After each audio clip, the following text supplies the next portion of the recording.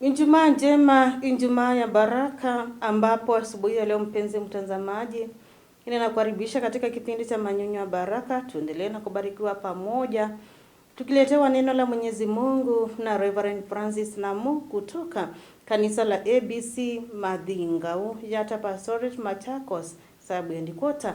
Karibu sana tukaweze na kuendelea na kubarikiwa kwa pamoja. Siku ya leo ni siku ambayo Mungu ametubariki mtazamaji, ukapewa nafasi ya kuwa hai siku ya leo kama mimi, na ni wakati mzuri tunaweza kumshukuru Mungu. Bwana Yesu asifiwe. Na kwa sababu ya hilo, ningependa tuanze kwa maombi. Mungu wetu unayetupenda, tunashukuru kwa ajili ya nafasi hii na uhai wa siku ya leo. Mungu, pokea sifa na shukurani kutoka kwetu, na kwa ajili ya ulinzi wote tunasema asante. Wakati huu tunaposoma neno lako, ukaweze kutuongoza. Katika jina la Yesu Kristo nimeomba. Amina. Ndugu mpendwa mtazamaji, asubuhi ya leo ningependa tukaweze kusoma neno la Mungu kwenye kitabu cha Luka mtakatifu mlango 15 tufike huo wa 24. Ni kwa sababu tunasoma kitabu kama hiki. Hakika ni safari iliyopendeza na ya kuvutia ya Kristo kuelekea Yerusalemu, siku ambazo zilikuwa zimekaribia za kusulubiwa na kutezwa. Kwa hivyo tunajifundisha mengi, kwa sababu ni mambo aliyoyanena kabla hajatundikwa msalabani. Karibu kwenye neno la Mungu kwenye kitabu cha Luka mtakatifu mlango 14 mstari 15 hadi 24. Alipozingatia moyoni mwake, alisema, ni watumishi wangapi wa baba yangu wanaokula chakula na kuzasa, nami hapa ninakufa kwa njaa. Nitaondoka, nitakwenda kwa baba yangu na kumwambia, Baba, nimekosa juu ya mbingu na mbele yako. Sistahili kuitwa mwana wako tena. Nifanye kama mmoja wa watumishi wako. Akaondoka, akaenda kwa babaye. Alipokuwa angali mbali, baba yake alimwona, akamwonea huruma, akaenda mbio, akamwangukia shingoni, akambusu sana. Bwana Yesu asifiwe. Bila shaka ni habari ya mwana mpotevu.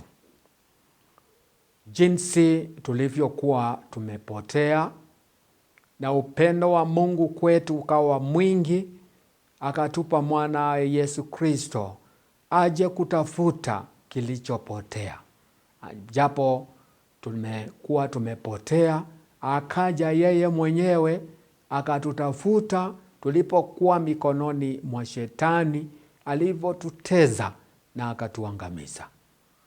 Na ndipo Yesu akatoa mfano wa huyu mwana mpotevu. Na jambo kuu ambayo ningependa tukajifunze siku ya leo ni kujirudi moyoni.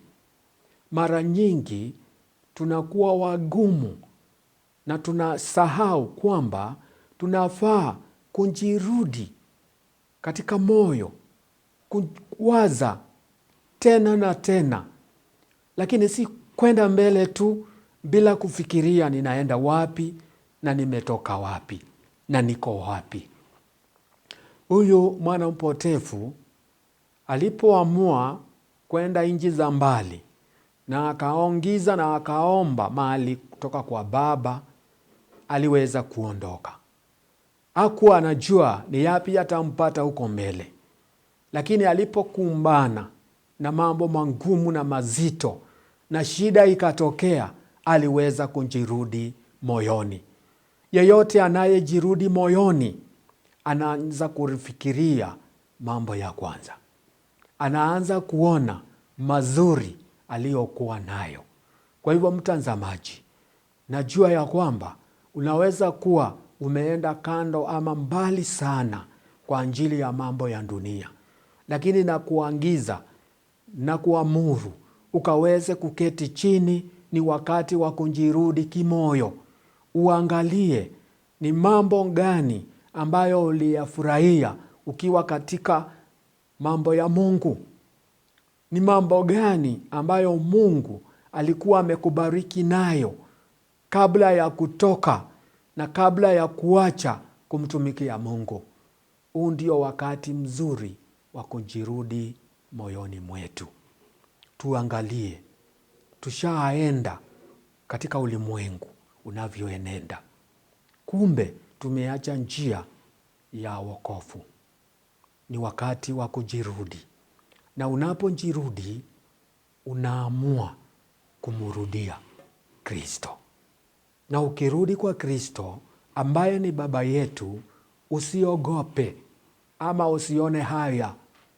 Amua na useme kama vile mwana mpotevu alivyoamua na akasema, nitarudi hata kama sitahesabiwa kuwa mwana, wacha tu niende nikafanywe kama mtumwa ama mtumishi.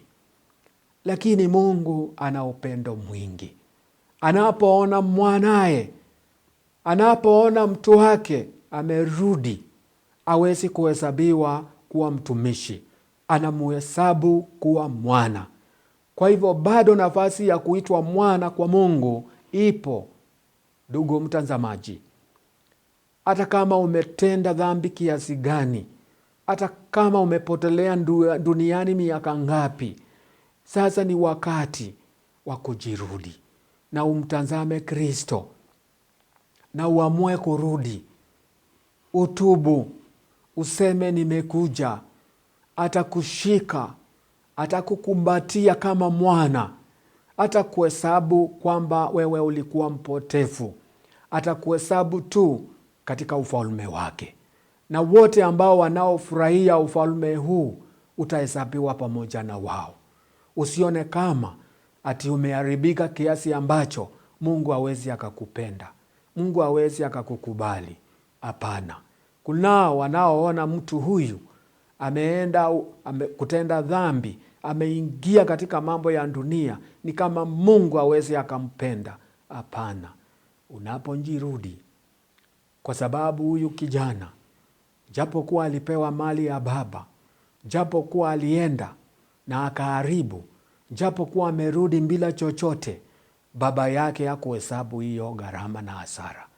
Hivyo hivyo Bwana wetu Yesu Kristo, japo kuwa umetangatanga miaka ngapi, kwa sababu amekubariki na uhai, kwa sababu amekubariki na nafasi na afya na umtumikii, ni wakati wa kujirudi.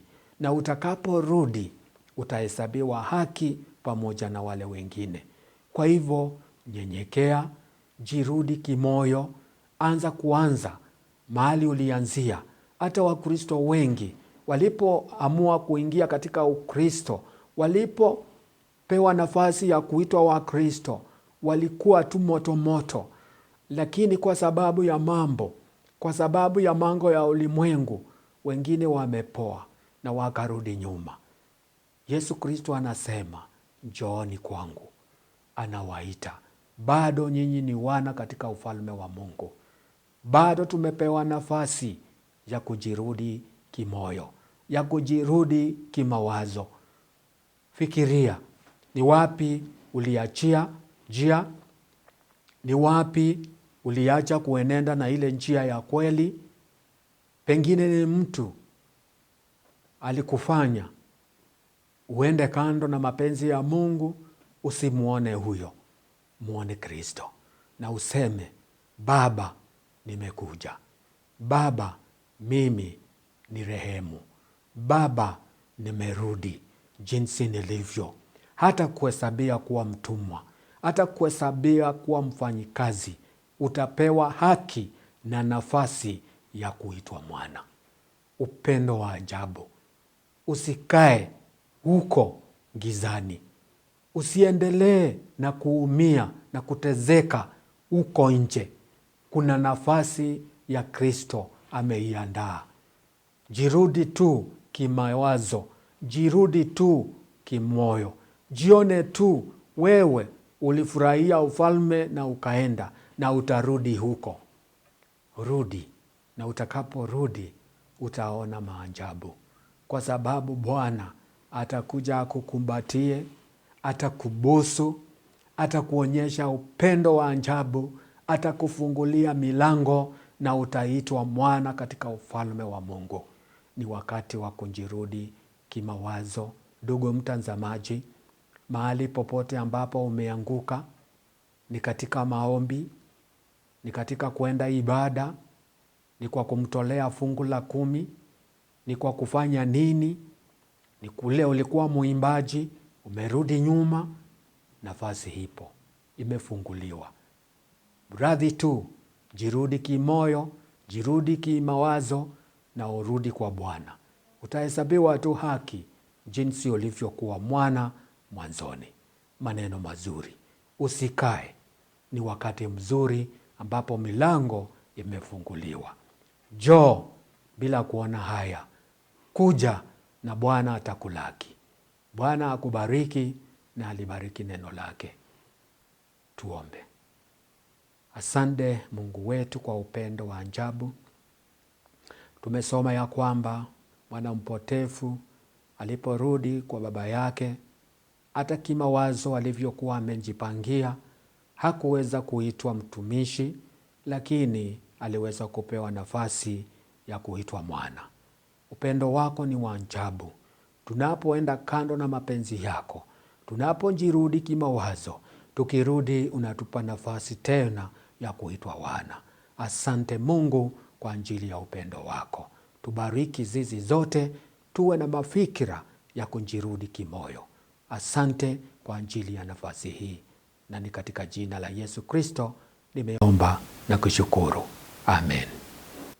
Ufalme wa Mwenyezi Mungu uko wazi kwa kila mmoja, kwa yeyote yule. Hapa tumeweza na kufundishwa juu ya karamu ambayo ilikuwa ni karamu kubwa tu.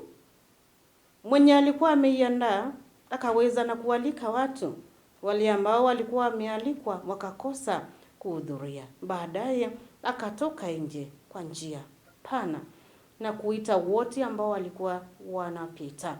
Hapa tumeweza na kuona kwamba wengi ambao waliweza na kualikwa, pale aliweza na kualika maskini, wasiojiweza, vipofu, watu ambao hata maybe wakati ambapo alikuwa anaalika wengine hakuwakumbuka, lakini wakawa ni wale ambao wataweza na kuhudhuria baadaye. Ufalme wa Mwenyezi Mungu ni kwamba unakataliwa na wengi, ama wito wa Mwenyezi Mungu ukataliwa na baadhi ya watu. Maana wale ambao walikuwa wamealikwa kwa ile karamu sio wale ambao walikuja kualikwa na kuhudhuria baadaye. Je, wewe mpaka hapo unakataa wito wa Mwenyezi Mungu ama mwaliko wa Mwenyezi Mungu, ama uliweza na kukubali? Wale walioalikwa kwanza walipuuza mwaliko kwa sababu ya maisha ya kila siku. Wakaona kwamba wako na majukumu, niko na hii kazi, mimi niko busy, nimeshikana. Lakini baadaye wasiojiweza wakaweza na kuhudhuria ile karamu. Ni kweli kwamba ufalme wa Mwenyezi Mungu uko wazi kwa kila mtu. Matajiri, maskini, wasiojiweza, wanaojiweza, kwa kila mtu. Mungu uwakaribisha wote, hasa waliodharauliwa. Unaweza kuwa mpaka sasa huwa unadharauliwa. Hauna jina pale kijijini, hauna jina pale hata katika familia yenu, lakini Mwenyezi Mungu anakuheshimisha. Lakini Mwenyezi Mungu amekuita na ukaweza kukubali wito wake. Nafasi uliopewa inaweza kuchukuliwa na mwingine. Kumbuka wale waliweza na kupewa nafasi, wakaalikwa, lakini wakakosa. Wakawa tu wanaona kwamba mimi niko na hiki na kile. Hiyo nafasi ikapewa wengine, wakaweza na kuhudhuria. Jaribu kwa sasa ukaweza na kuchukua hatua. Kama hukuweza na huko umekubali huo mwito, huko umeuitikia, ukaweza na kuuitikia, hiyo nafasi isije ikawa ama ikapewa wengine. Hatujui kesho itakuwa namna gani. Wakati ni sasa. Ninakutakia wakati mwema, siku njema kwa ndugu zetu ambao wanaenda katika nyumba za ibada kwa siku ya leo. Ninawatakia ibada ya baraka. Bye bye.